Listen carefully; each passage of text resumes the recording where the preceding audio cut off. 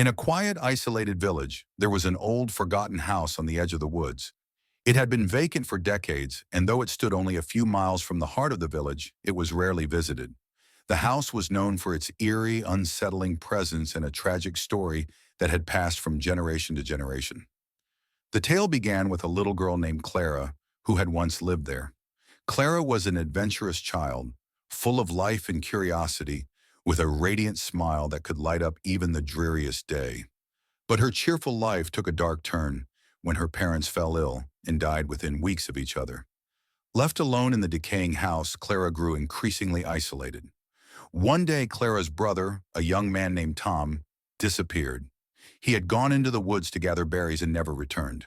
Desperate and heartbroken, Clara searched the dense forest for days but found no trace of him. The villagers helped in the search but eventually gave up, assuming Tom had met a tragic end in the unforgiving wilderness. As the years passed, Clara's mind began to unravel. She roamed the house and the surrounding forest, searching for her lost family members. Her once bright eyes grew hollow, and her laughter turned into a haunting wail that echoed through the night.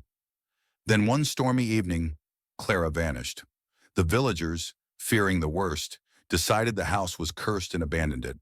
The mansion fell into ruin, and the tale of Clara and her missing family became a ghost story told to scare children into obedience. Decades later, a young girl named Emily, new to the village, was told the story, and driven by an insatiable curiosity, decided to explore the old house. Her parents and the villagers warned her, but Emily, determined to uncover the truth, ignored their pleas and ventured to the manor. On a dreary evening, as a fierce storm brewed in the sky, Emily approached the house. The wind howled through the broken windows, and the rain lashed against the decaying walls. With a deep breath, Emily pushed open the creaking door and stepped inside. The house was dark and musty, filled with the smell of mildew and decay.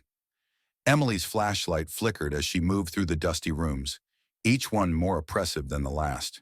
She found old toys and furniture covered in layers of dust and cobwebs, and her heart pounded with a mixture of fear and excitement. As Emily ventured deeper into the house, she noticed a faint, sorrowful voice singing a lullaby. The melody seemed to drift through the air, carried by the wind.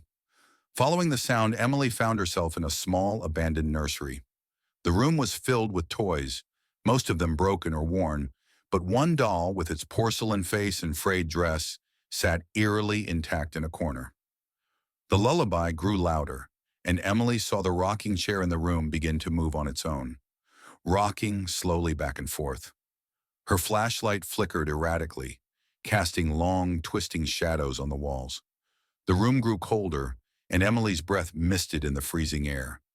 A chill ran down her spine as she turned to see a figure standing in the doorway. It was Clara, pale with hollow eyes and a sorrowful expression that spoke of endless longing. Clara's ghostly form seemed to waver in and out of focus, and she held the doll tightly, just as she had in life. Emily tried to speak, but her voice caught in her throat. Clara's ghost extended a hand, her eyes pleading and filled with an otherworldly sadness. The temperature in the room dropped sharply, and Emily felt an icy grip on her arm. "Help me find them," Clara's voice whispered, a cold breeze carrying the words. "Help me find my family." Emily's heart raced as the rocking chair began to move faster, and the lullaby became a frantic, discordant cacophony. She turned and fled, racing through the darkened hallways and out into the stormy night. Behind her, she could hear the mournful wail of Clara's ghost echoing through the empty house. When Emily finally reached the village, she was pale and trembling. She never spoke of what she saw, but her eyes betrayed the terror she had experienced. The villagers, though sympathetic, knew better than to approach the house. The old mansion remained abandoned, its dark secrets hidden behind rotting walls. And though Emily eventually grew up and left the village, the story of Clary and her lost family lived on, a chilling reminder of the little girl who never found her way back from the shadows.